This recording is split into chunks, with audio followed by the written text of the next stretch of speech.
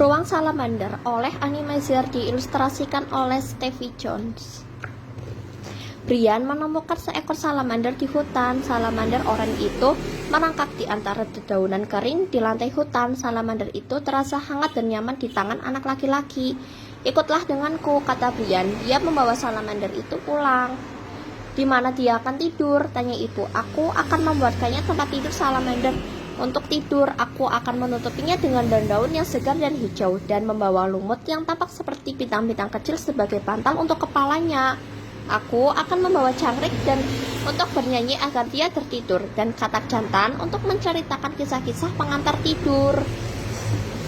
Dan ketika ia bangun, di mana dia akan bermain? Aku akan melapisi kamarku dengan dedaunan basah yang mengilap dan menyiraminya sehingga ia dapat meluncur dan bermain. Aku akan membawa tunggul-tunggul pohon ke kamarku sehingga ia bisa memanjat kulit kayu dan berjemur di atasnya, dan aku akan membawa batu-batu besar agar ia bisa merangkak. Dia akan merindukan teman-temannya di hutan. Aku akan membawa teman salamander untuk bermain dengannya.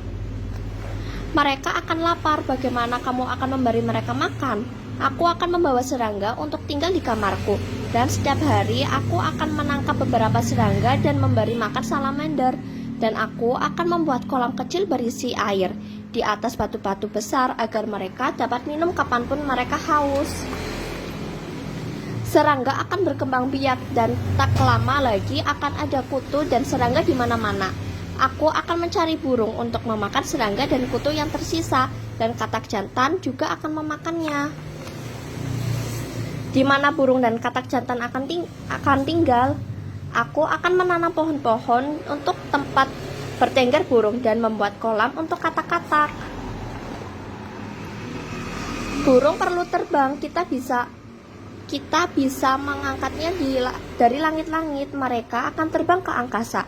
Tetapi mereka akan kembali ke kamarku saat waktunya makan malam. Mereka akan tahu bahwa serangga yang paling besar dan paling lezat ada di sini. Tetapi bagaimana pohon-pohon itu akan tumbuh?